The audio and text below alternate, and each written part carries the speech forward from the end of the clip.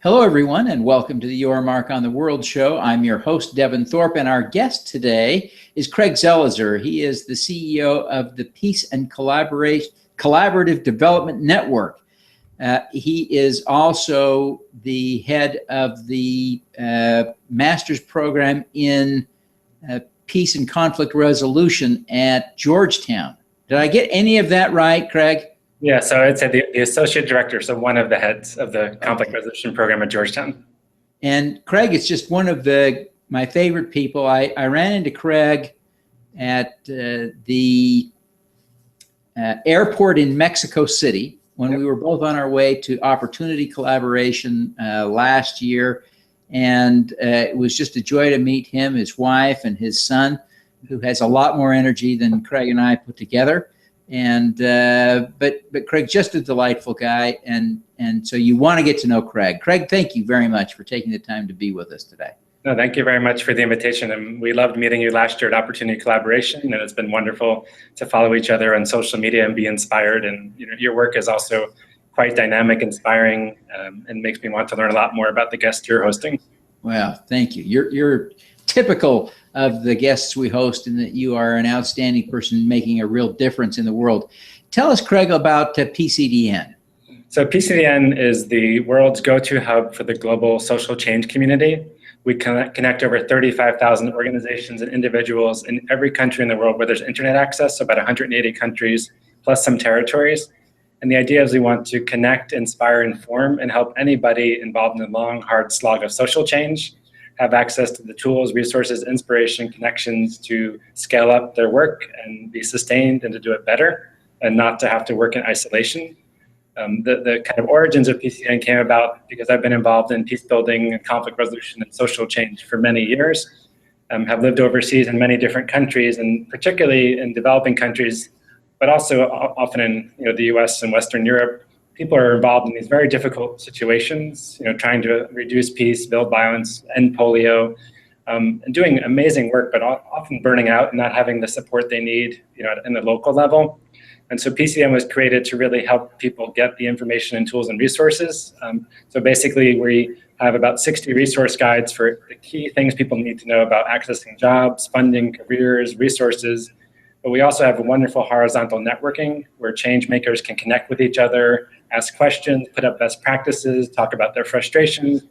We also have a lot of information on jobs, scholarships, grants, and basically anything to do with change making. We're just taking the pulse of the field. And I travel around the world a lot, as you do. And I've been working in peace building for 20 years. So in the peace building field, we're really well known. And we are growing into social entrepreneurship, social change, change making, social impact. And particularly in the peace building field, anywhere I go in the world, if there's 50 people in the room, at least 10% of the people are using us. And they'll come up and say, you are the most amazing resource in terms of helping people both to take advantage of opportunities, but also just to stay informed and connected. Oh, that's great. What an inspiration. So how does one join PCDN? It's very easy. You go to our website. It's a very long URL. It's internationalpeaceandconflict.org, or you can just search PCDN on Google. We usually show up in the top rank. Just fill out your profile and register. So it's an open access network, in that we believe anybody can view our material. You don't have to be a member. I truly believe in open access, that anyone in the world should be able to use these materials. But if you want to be a contributor in terms of content, blogging, we have over 11,000 blogs, doing resource guides, putting up publications, then you need to become a member. And we have an interesting funding model. So we have 4 sources of revenue. So we ask everyone to think about paying when they join, but we never reject anybody because they can't pay. And only 3% of our membership is paying. So there's no guilt if you pay or not pay. We ask you to think about it.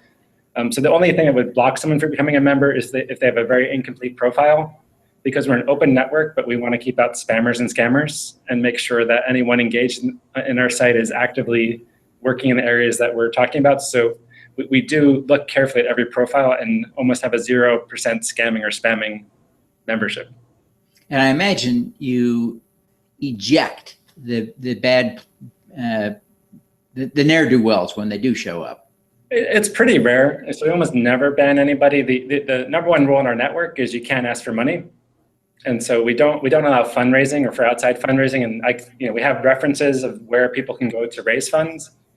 So if people do post inappropriate things, we'll generally just give them a warning, unless they start posting, I'm looking for a dating friend.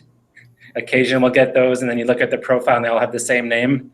And I'm lonely, I'm looking for a friend. That's not someone who belongs to our network. We're not a dating site. And so, Dang. but that would be a good business, dating for social change. I'm sure someone's doing it. Yeah, I imagine so. So you mentioned you have 4 sources of revenue, and one is asking the subscribers to contribute. What are the other sources of revenue?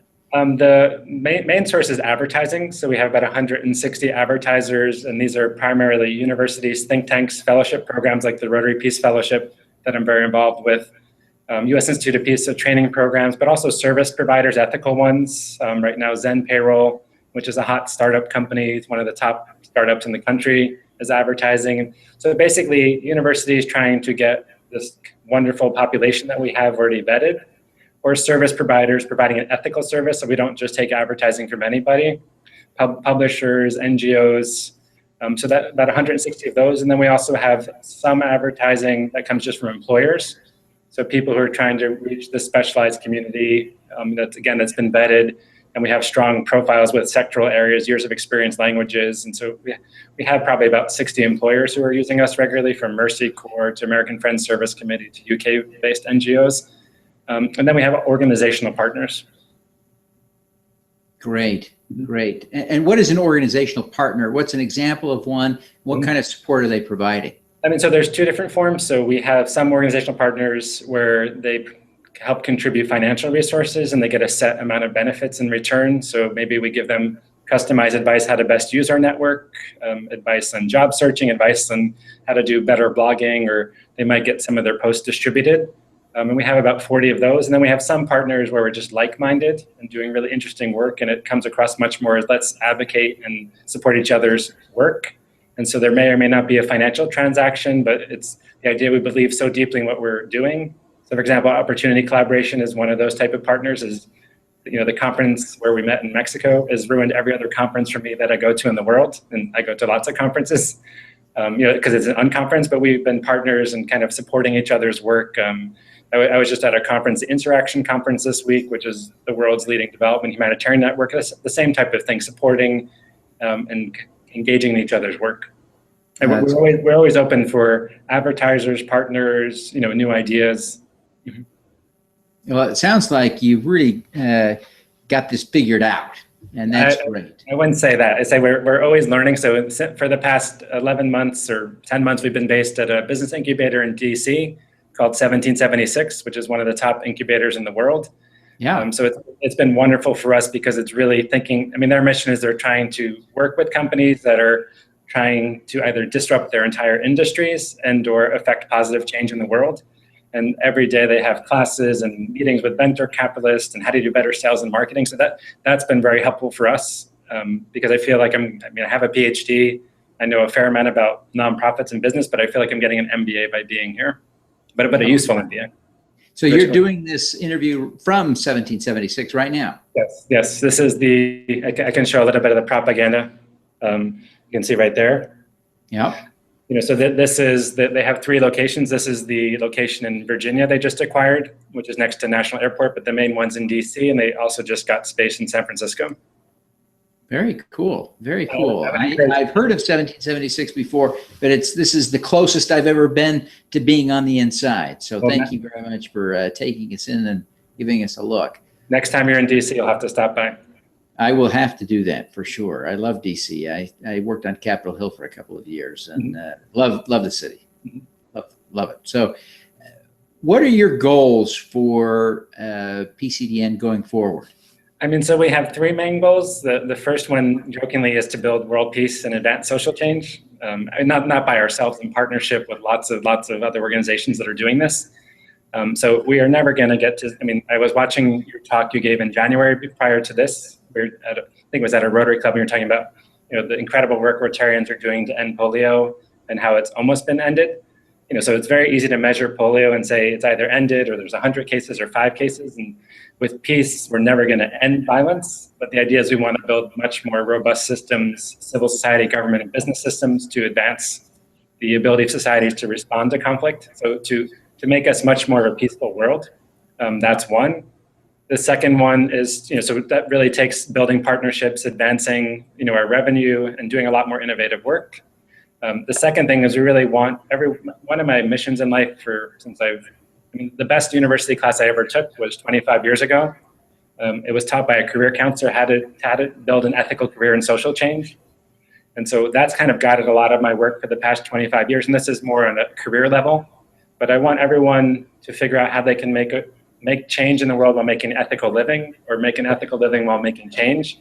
And what that means in practice is that to engage in change-making careers, but not necessarily take on a vow of poverty. Not that there's anything wrong with poverty. I have friends who are, religious figures, and I don't think money is the most important thing in the world. But the idea is, particularly in the US, people have a lot of student loans.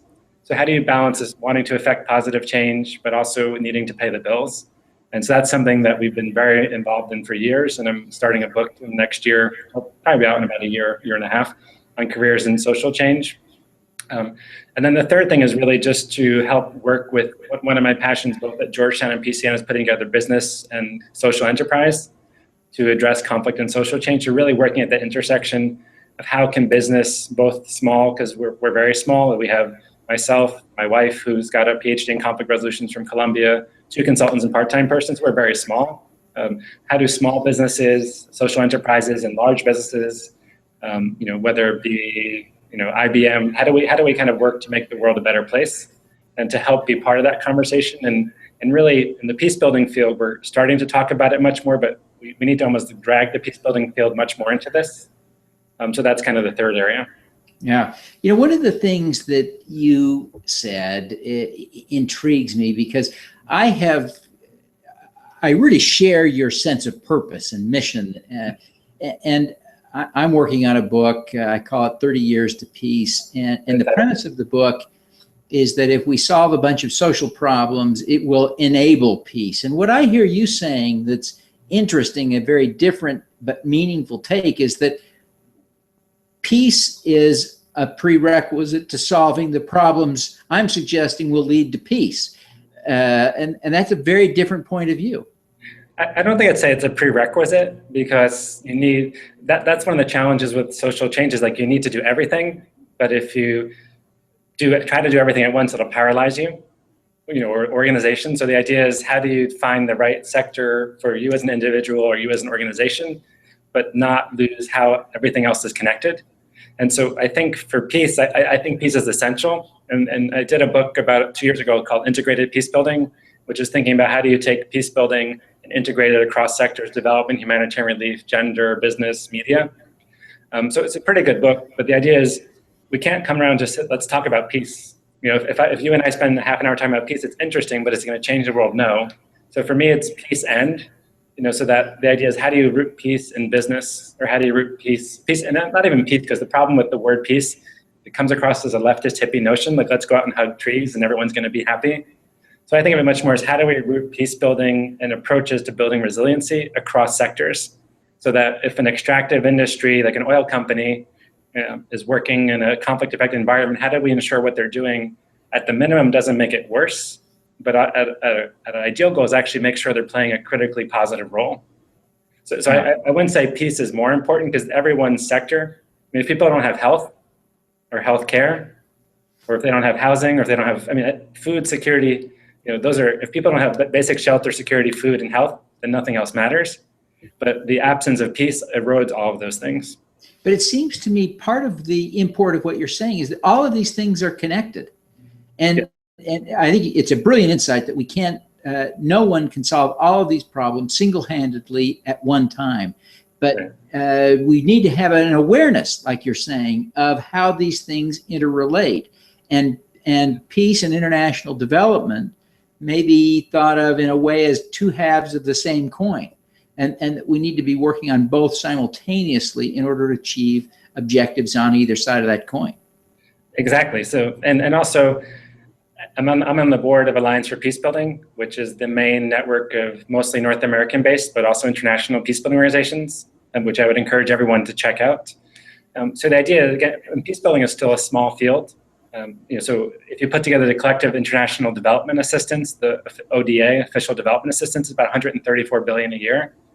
which comes from the bilateral donors to the development community. That doesn't include private donations or remittances. So peace building, it's very hard to put a number on it because it's more ambiguous, but maybe it's 3 to 5 billion. So also from the strategic perspective, we're trying to build peace. As a field, we need to partner with others. But again, for many years, development was over here, and development's been around for 60 years, since post-World War II. Peace building has only really been around for, some people would say 30 to 40 years, 20 years. And so for a long time, development people did their thing. They built wells, schools, did infrastructure, and peace builders did their things. And about 20 years ago, people started to say, well, if we do development, but the conflict destroys development, that's not sustainable.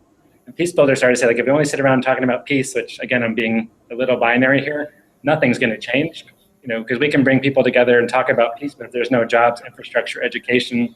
So it's really that intersection is, I think, one of the most important areas. We need both.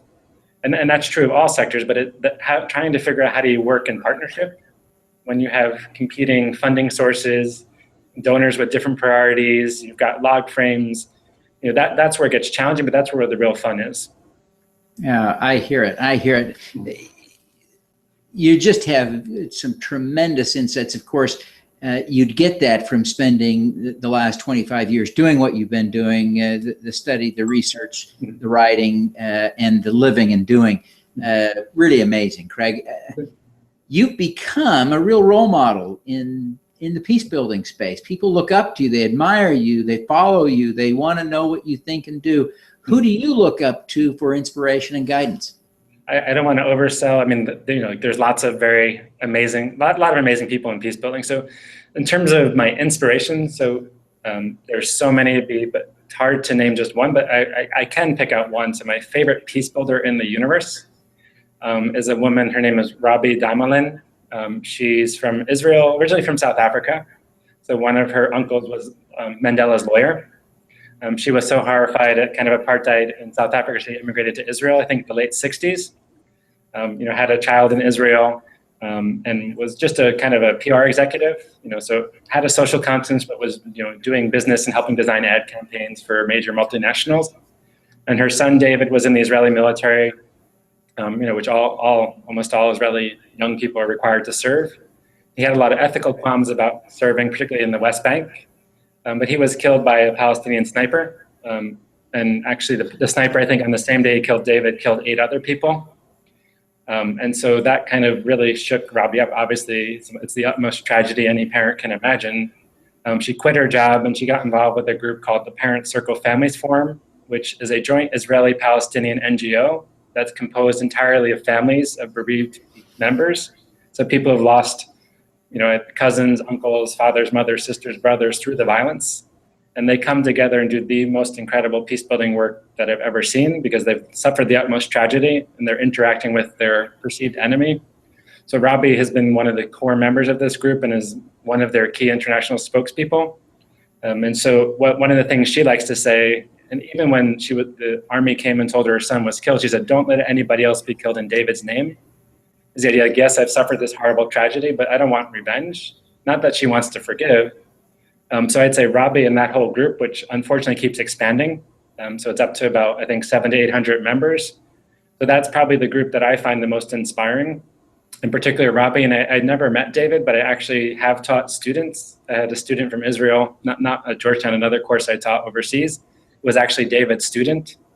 So I've kind of heard many positive things about him. And the idea is that kind of loss and tragedy would give Rabi or her colleagues the utmost right to demand revenge, and she doesn't.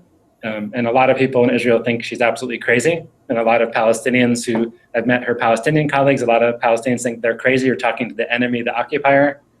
But I would encourage everyone to look them up because I think they deserve the Nobel Prize, and I've had the privilege of engaging with them for almost a decade in different partnerships. Wow, that is. It was a long story, but she's amazing. Amazing role model. Thank you for sharing that. I look forward to learning more about her. Now, you are an extraordinarily capable guy, on top of being an extraordinarily nice guy. But tell me why you do this. You could have done anything. Right. You'd be on Wall Street making $1 million. a day, an hour? I don't know. Why are you doing this? I would ask the same question of you. It's my passion. Like the idea, I mean, luckily not everybody has the choice of what they can do.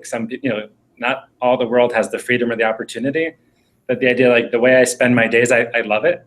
And the idea, I get to work with some of the most inspiring, amazing people, both in North America and all over the world, and play, I wouldn't say a very small role or no role, but at least a role giving them some hope or information or inspiration that, I mean, nothing in the world can beat that. And, I love being part of Georgetown. It's an incredibly inspiring community. I love the business part of PCDN. So I get to do the best of both worlds. And I also love not having to wear a tie every day. So I've had jobs, with the traditional 9 to 5 and structure and 2 weeks of vacation a year. And I think it's good for some people. For me, it's soul suffocating. So that kind of combination, I can't imagine doing anything else. And I wouldn't say I could do anything. I'm not a basketball player. And I'm not sure I could work on Wall Street, but we'll see. Well, Craig, thank you for that. Now, you have really created something of value to the world, and your impact is really tremendous. Mm-hmm. I wonder if you would share with our audience, and our audience is very diverse, right? All kinds of different people from different walks of life.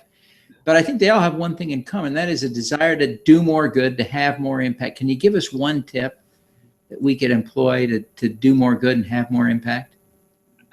I mean, that's a really hard thing to say, one tip. So, I mean, there's the kind of cliche of follow your passion, which I believe in to some degree, but it's also overrated because sometimes it's really hard. So I think the two things is figure out what, I wouldn't say passion, figure out what is the intersection of things you're meant to affect change in.